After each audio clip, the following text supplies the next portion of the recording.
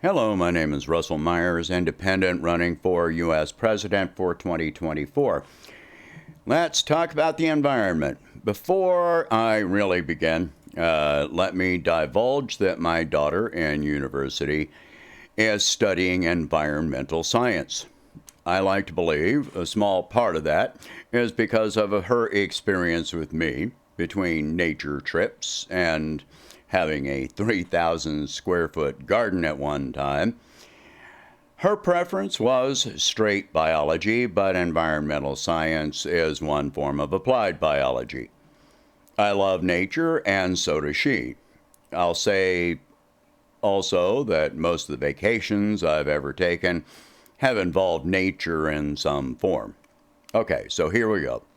All right, I realize all too well that some Americans have no concern for the environment.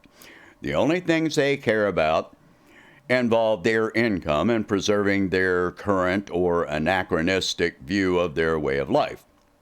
For some, I understand they are in fear of change, fear of losing what they currently have.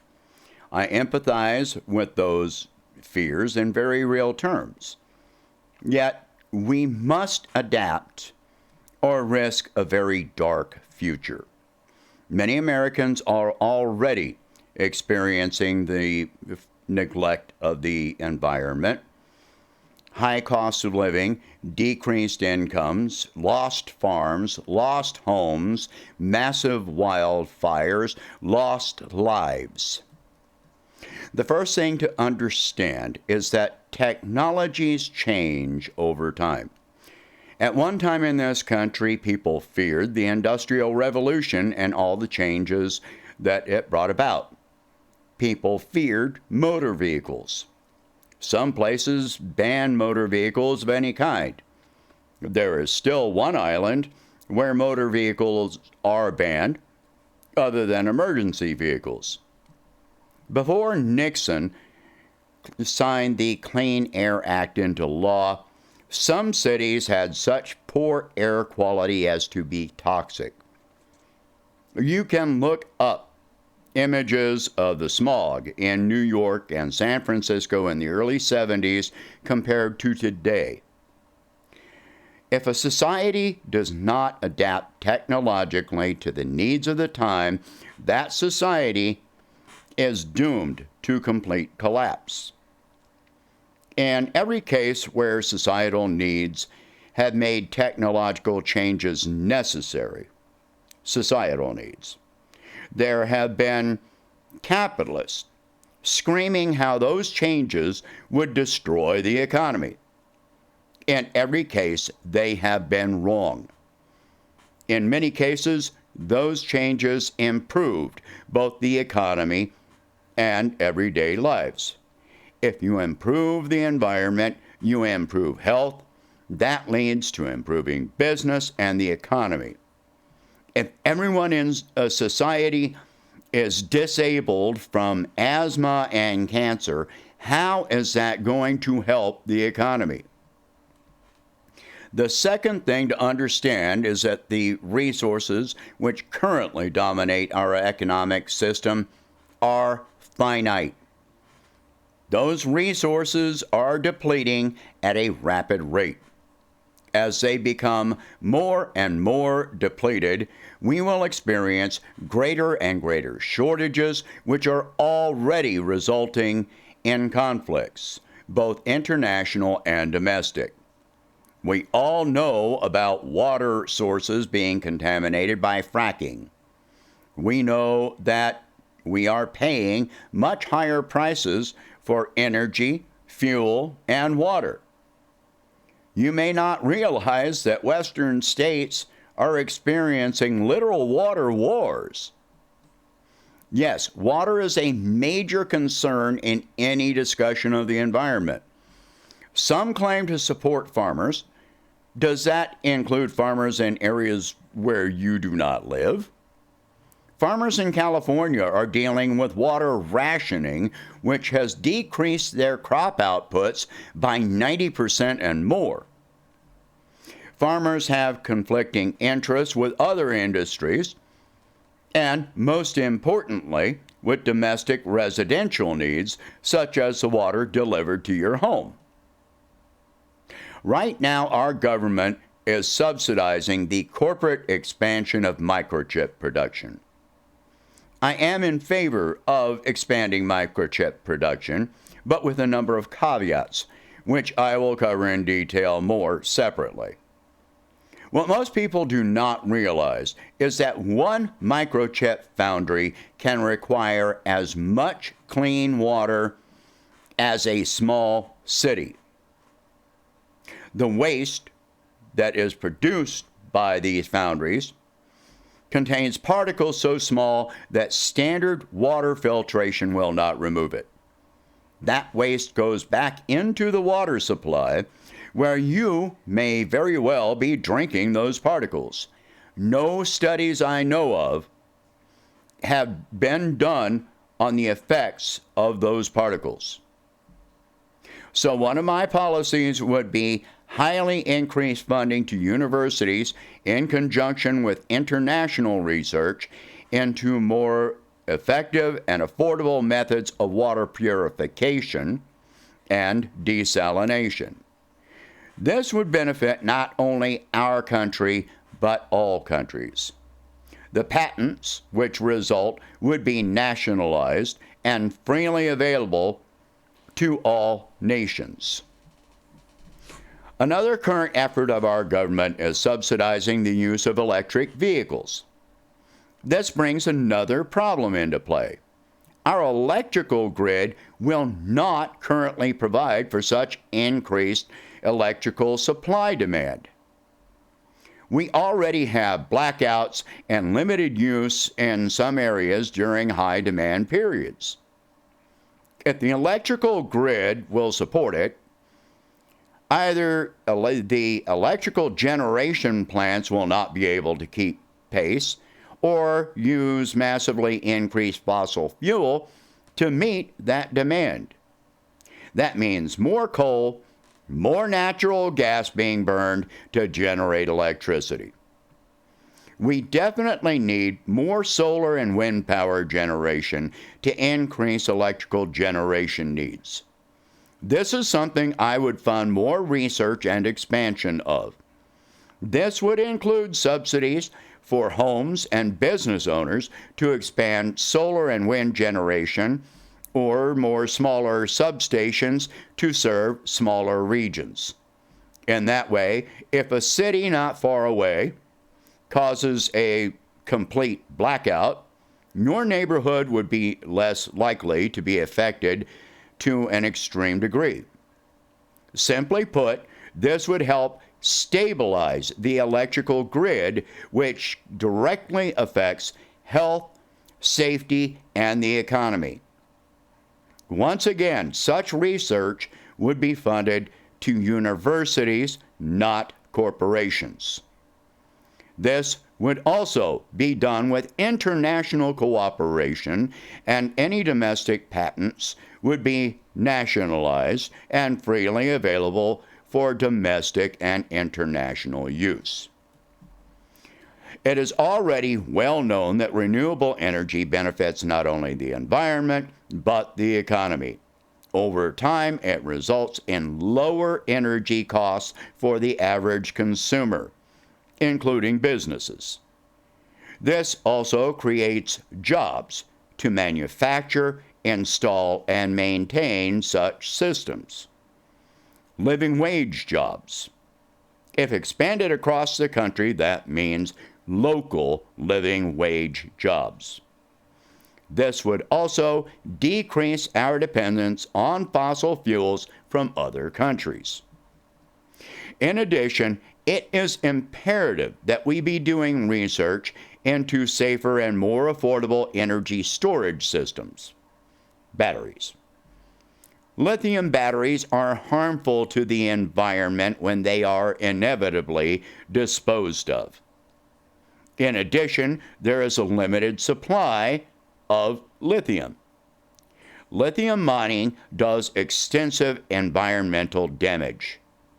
One thing which is being explored in China is sodium ion technology, which appears highly efficient, less costly, and far less damaging to the environment. Domestically, there is research being done into hemp-based batteries. As yet, I am unsure of the efficiency of the environmental impacts of hemp. But in all cases, funding and international cooperation is in our best interests. Decreasing the size of our military would be a major part of any true environmental effort. The U.S. military is the largest polluter globally. It takes huge amounts of fossil fuels and waste to have hundreds of bases in dozens of countries. Armed conflict does extreme environmental damage. It causes contamination which can take years to be mitigated, and in some cases, it can never be mitigated. Some areas of Vietnam, Iraq, and Syria still have abnormally high levels of cancer and birth defects, meaning residents of those areas will deal with the consequences their entire lives, even if they were not born when the conflicts began. War causes decreased or destroyed crop output and water contamination. Meanwhile, there are numerous areas in the United States dealing with water contamination due to military activity, like Hawaii and Albuquerque, New Mexico. Sometimes, as in Hawaii, the contamination is known to the government for years before it is revealed to the public. Here's a simpler point. Decreasing the size and fuel demand of the U.S. military would make us more energy secure and help limit energy expenses. It would also make us more secure militarily, politically, and diplomatically because we would not be engaging in ridiculous, unethical conflicts in other countries.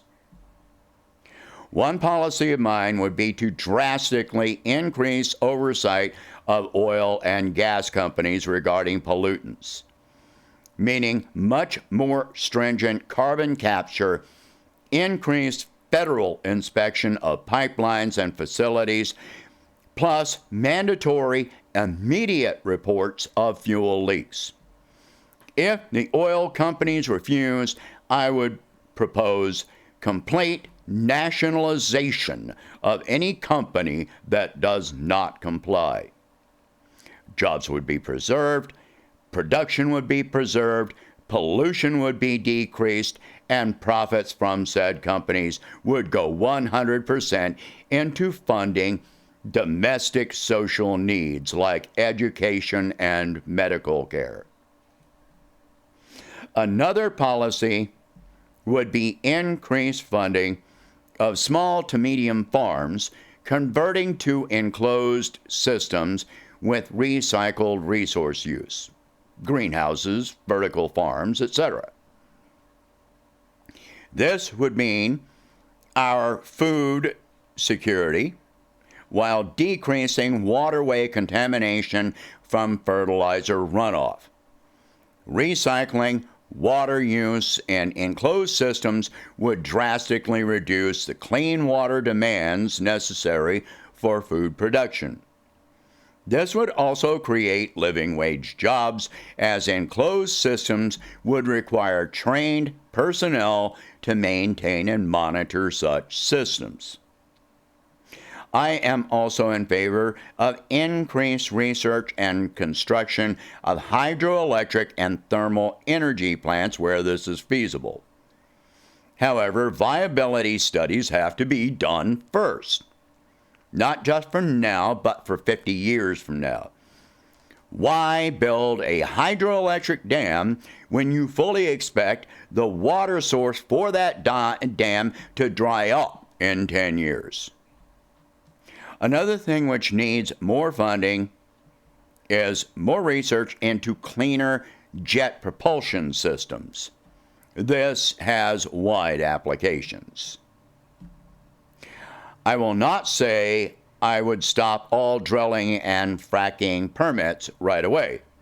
That's not a possibility due to the infrastructure currently in place. However, building new infrastructure and doing research to reduce the dependence on currently dominating technologies would mean that we would gradually wean away from them. We would also be creating a more robust and sustainable system for all of us. I would ban new drilling and fracking permits. There are tens of thousands of drilling permits which have been issued and not yet used. For the record, your tax dollars paid for at least 40% of the surveys for those permits. I would look at drastically increasing the fee for existing leases as they come due for renewal. The cost of the lease could be tied to the revenue of the individual well or field involved. If the holder of the lease objects, that lease can be put back on the market for auction. With a static number of leases available, companies would be begging to meet those terms. The cost would be a deductible expense, while drastic price increases to consumers would be offset by my tax reform plan. It is mandatory that we work to solve all of our environmental concerns concurrently and comprehensively. This cannot be a piecemeal approach. Energy, water, and transportation. Taking steps toward that end will not immediately eliminate jobs and will not directly affect the lives of most Americans. In fact, it will create tens to hundreds of thousands of living wage jobs all across the country. Ignoring our environmental concerns places us at great risk to our health, our lives, and our economy down to the personal level. Most of these efforts must begin or expand now and continue into the future. We cannot afford to listen to influences that place current profit over our future in all respects. Influences that have been proven to have covered up research showing they knew what the dangers were related to their industries. I have other ideas related to the environment, but these are the most detailed and comprehensive plans I have devised so far. As you can see, there is nothing in these plans which would cause massive increases to your cost of living or destroy your business or community. They would be beneficial and sustainable. They would increase international cooperation while creating millions of jobs collectively across the globe, decrease military tensions for resources, reduce costs, and decrease environmental damage, and improve lives. So, these are things that I am fully committed to. So, I hope you like these ideas. Please share this video. Talk about these subjects. If you can, please donate whatever you can to help expand the campaign. If you cannot afford it, I completely understand that.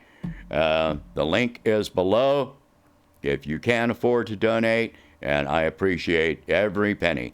Thank you very much for watching. I hope you have a good day.